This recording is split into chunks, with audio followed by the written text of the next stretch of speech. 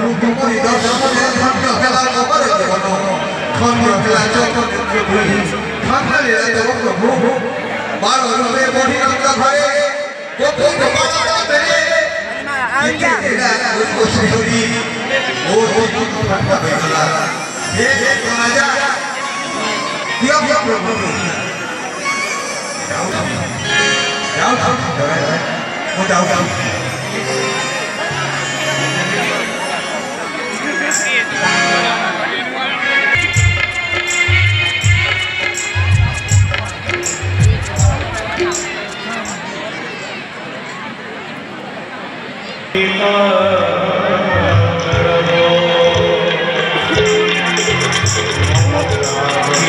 Namo